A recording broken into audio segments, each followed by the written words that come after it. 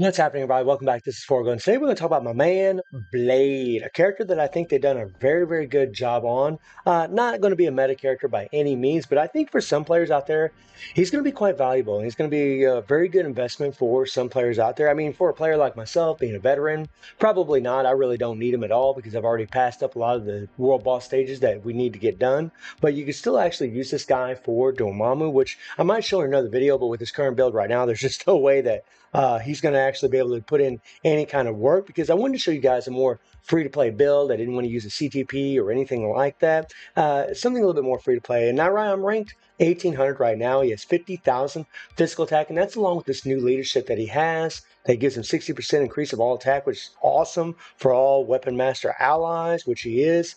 But he pretty much has max stats except for his critical rate. As dodge is maxed out, which is actually pretty cool, right? Were really good for someone like Blade being a vampire. And I do have one Odin's Blessing on him, but his other Urus are just 5-star physical attack Urus. I'll probably end up changing these to mythic physical attack Urus. Unfortunately, I didn't have any lying around, and I didn't really have a lot of materials to combine to get those two mythic. But as far as the skills, guys, they did a really great job on this character. His tier 3 is actually pretty insane. This thing does a lot of damage. So you definitely want to proc on this thing. It's actually pretty awesome. The increased basic damage by 70%. I mean, the way this thing hits, it almost feels like the 100% damage accumulation that Shirag has or Doctor Doom has. I mean, it's pretty nutty, guys. Or even Hela. Like, he does a lot of damage on that tier 3. It's actually quite nice to see. His passive, the ignore target rate, is really, really great. And the cool thing about this character is he also benefits from Taskmaster, and Taskmaster actually gives him another 20% ignore dodge. So even if you don't have a CTP on this guy, you have 50% ignore dodge at all times with Weapon Master on the team who is a combat. That's actually really, really awesome. And then the 1, no big deal. The 2, no big deal. And then the 3, gives him 5 seconds of immunity, gives him a 20% increase of attack. It gives him super armor, which is really great. It helps keep him from getting guard broken, especially when you see the rotation. The 4 skill gives him a damage accumulation. This is so awesome that they gave him accumulation. I'm so happy that they did this, and they did it in his skills, right? So even if you don't have this character at tier 3, you're a newer player, and you have this uniform, you're going to get that accumulation. That's actually really, really awesome. And then he also has 3 seconds of invincibility. And then his 5th skill gives him a 100% chance to increase critical damage by 50% on critical attacks. So he's going to hit very, very hard because of this. He has a nice 20% recovery heal and then a passive. This is pretty damn awesome. So activation rate when bleed skill is used. So this is actually really cool because what they did was before he had to actually apply bleed in order to get a heal. Now he actually just has to use a bleeding skill, which is awesome. So any skill that has bleed on it, like this one right here, right? This one right here, well, it doesn't have bleed. The second skill does have bleed. The first skill does have bleed. So the 1, the 2, the 4th skill, and I believe the 5th skill all have bleed damage. So anytime you do one of those 4 skills, he's getting this heal, which is actually pretty damn awesome, guys. That is nice. And he gets the 40% increase of all attack and the critical rate. So his critical rate, so his stats are pretty much going to be maxed out from this passive. This is on a 12-second cooldown, but it lasts for 10 seconds. So every other 2 seconds, this is actually going to be up, which is awesome. Pretty much every time you use your skills, you're going to get that passive. And then the leadership, of course, is nice. Now, something that's pretty awesome about Blade is he's very proc friendly, and he's actually really, really easy to play. I mean, literally, you just go 3, 4, 5, put the proc on the 5. Now the 5 has such a long cooldown that your tier 3 charge is actually going to keep charging up, and you're just going to run around for about 4 or 5 seconds, and it's just going to keep charging up, charging up, charging up, and then you can go 3, 4, 5, tier 3. Now, one thing you'll notice is whenever you're going into your tier 3, you're going to have to tap the living hell out of it to kind of get it to engage, but I find 9 times out of 10, your proc will always be on the tier 3 or on the 5th skill really easy. You don't need to use the 2 and the 1, and by the way, I just love the 5th skill, and whenever you turn the SFX on, which we're actually going to be running with it off, the tier 3 is just so cool. They did such a good job on this thing. I mean, I love this tier 3. Nice little cinematic there. I mean, this is cool, guys. I mean, the first time I saw this, like at the very end, he does the whole Wesley Snipes. Look at that. That is sick. That is sick. That alone would make me want this uniform. I mean, but I love Blade, so I mean, that's why. But he doesn't have a type enhancement, guys. And by the way, if we ever get a world boss that's actually weak to speed, actually Dormammu actually is going to be weak to speed on certain days. You can actually use this guy, increase his type enhancement. He'll have a higher decreased damage received. He will do more damage. I mean, actually, really, really good. And I hear he's actually really good against Dormammu, which doesn't surprise me when I see how much damage he can actually do. Now, he just has a Stage 6 Power Rain Rock set. Like I said, guys, I kept it very, very free to play friendly. He doesn't have his artifact. And we just got a critical damage with 140% damage proc, right? And I'm going to show you the potential of this character and what he can actually do for you on your account. Now, his uniform is at Mythic. The first uniform option is Colossus, which is, I mean, it's not really that great of a uniform. Then we have Captain Marvel. I mean, it's a decent uniform for Captain Marvel. She can actually put him work against Thanos in PvP, believe it or not. And then, we have Iron Fist, which is actually getting outdated. Still a good uniform, but getting outdated. And then we have Hela, which is still a really great uniform. And then we have Scarlet Witch, which unfortunately is a native tier 2 uniform, and it's outdated, especially compared to the newest uniform that she has available. So what we're going to do, guys, is we'll jump in here. I haven't done all my world bosses, so I'm not going to try to clear any for you guys, but I'm just going to show you its potential. So at stage 19, you can use humans, right? I mean, you can use superhero male here. But we're going to go to humans because we want to be able to use Taskmaster, right? We're going to use this team right here, okay? So we got two supports, and this is something that's nice about Blade is the fact that he has a self-buffing leadership, and man, he really does get a lot of buffs from Taskmaster. So we have, 50% ignore dodge for Taskmaster and Blade's passive, and then we got Deathlock for another 20% ignore dodge. So we got more than enough ignore dodge for Null not to dodge our attacks. And you might be surprised at how much damage he does. I mean, I have 70% physical attack on my cards. I have 22% pierce. But yeah, this guy's pretty sick. It's also nice that he has a debuff. I should have turned the SFX off. But you know what? Since we're already in here, we're just going to go ahead and run with the SFX on. Now, one thing about Blade, one little criticism I do have, is that his movement speed is kind of crappy. Like, it's not very fast. That's kind of a crux of the character. But I mean, guys, he can melt 140% damage proc, right? In a stage 6 Power of Angry Hawk set. Actually, he's playing pretty well with the SFX on, so yeah, it's actually pretty cool.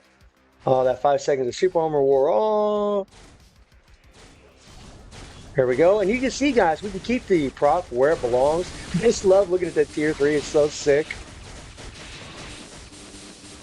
I mean, it is sick. And he goes into an iframe, so you don't get caught up by the tentacles that are slamming down. That's actually really, really awesome that he has that. Nice.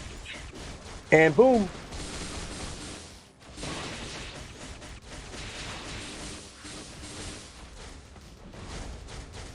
Now there we got hit by the tentacles, but I mean, look at that, guys, right?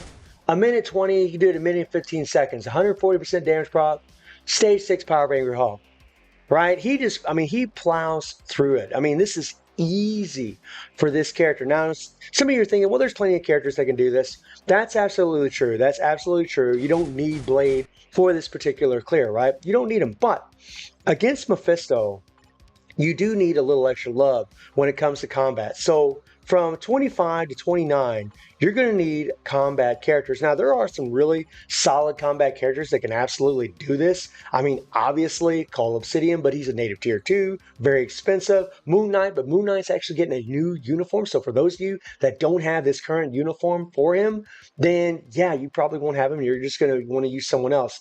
Shang-Chi can do it, but he uses a rage. He can actually be a little difficult to play. He's a great character. He can absolutely get it done. But for some players, they just don't like his gameplay. They don't enjoy playing with him. Wolverine is weak. Apocalypse is weak. I mean, none of these other characters are really going to get it done. Maybe Iron Fist. Dr. Octopus probably could do it.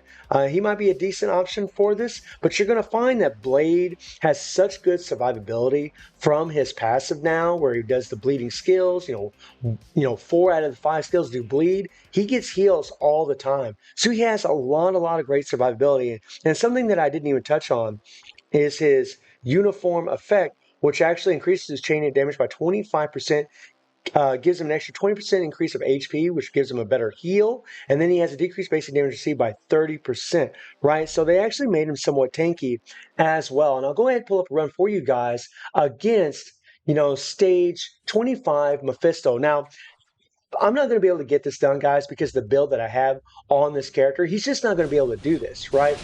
But I can show you the potential. He can definitely do 25 to 29, guaranteed, with a little bit better build. Like, if I had just a better proc on him, I guarantee I could do this. I guarantee if I had 180% proc on this character, I could do this. And for some players out there, this is where Blade's value might actually lie, other than just loving the character and wanting to get him to just to have him, right? Because, I do think he's awesome. I would have liked his cooldown on his 5th skill to be a little bit lower. I would have liked to have been able to cancel the 2nd skill and do his tier 3 a little bit more often, because that would have increased his damage. Obviously, he's not perfect. There's things that could have been a little bit better about him, but honestly, I feel like they did a really great job with this character. He's super fun. He has really cool animations. He has very good survivability thanks to the decreased damage received and the heals from his passive. It's just, his movement speed is kind of slow. That's something about him that's weird to me. Being a vampire, right, or pirate vampire, right, whatever, the human vampire, he's a little slow, right? So, you're switching your characters. I'm switching to either Valkyrie or Taskmaster because they're just a whole lot faster. They got some quick legs. Blade doesn't really have the fastest leg, which is kind of weird. But this character can absolutely get it done for you. He's not going to be for all players, right? It's kind of a similar situation to what Robbie Reyes was. Not going to be perfect for all players, but I think, quite a few players out there are going to be very, very happy with Blade. You saw me just tapping that tier 3 over and over and over. This is another thing that's nice about the character, is that his tier 3 is a full iframe, right? His 5th skill is a full iframe where he puts proc on. His tier 3 is a full iframe. So this also helps his survivability tremendously. It's just like this. He's such a good character. You still got to play with, I wouldn't say finesse, but you still got to be a little careful when you're playing against Mephisto, because his chip damage is freaking stupid. And Blade does have a type disadvantage against him being in combat. And that's something else to note about this character. He's got a type disadvantage. We're using 140% proc, right? We got stage 6 power bang rock set, and he's still able to do this much damage to Mephisto, right? He can actually fit this requirement and get it done for you. And for a lot of players out there, they're going to have Taskmaster. They're going to have Taskmaster leveled up. They're probably going to be able to get Valkyrie. You can get Valkyrie from the Legendary Battle, right? So she is a free-to-play character. And by the way, Valkyrie also has 30% ignore dodge. So, with Valkyrie, Taskmaster, and Blade's passive, you pretty much have 80% ignore dodge at all times if you're using her against Null on the same team. It's actually pretty awesome, guys. So all your strikers you could use just for, damage to super villains, which is pretty cool. He does really, really well. Like I said, I'm not going to be able to get it done, but I'm just showing you the potential and how much damage he actually does and how well he survives against Mephisto. Obviously, we always want more. We always want more for these characters, obviously. But I gotta say, man, he's really cool and he's really fun and he's a pretty safe character to play on top of that. He's not the complete package, but he's a damn good package in my opinion. For veteran players, they're probably not going to need him. They're probably, they're just going to level him up just to have him or have him as a collector edition. But for you newer players, especially if you don't have, Shang-Chi, if you haven't leveled up Shang-Chi, I think Blade's actually going to be a very, very good character to level up because of his ease of play, because of his survivability, right? He's really, really cool, which is nice for me to be able to say about Blade. I honestly feel like they did a good job on the character. They didn't make him overpowered, but they made him very, very strong, very respectful damage, and good survivability, which is exactly what we want for this character. And I'm pretty damn happy with what they've done for the most part. Obviously, I want a little bit more. We always want a little bit more, right? But it is what it is. I can take with it. I don't feel like they crapped all over him. I don't feel like they crapped on him at all. I feel like they did a respectful job to the character, and I'm really happy with it. Yeah, right there, his movement speed is just a little too slow for my cup of tea. It's so weird. That's really probably my biggest criticism about the character. But guys, we landed the proc every single time on our tier 3 or on our 5th skill. Really, really easy to do. It's simple keeping the proc where it belongs on this character. And you can play very, very aggressive because, especially against Mephisto, because one, he's got the remove all debuff, which is awesome, right?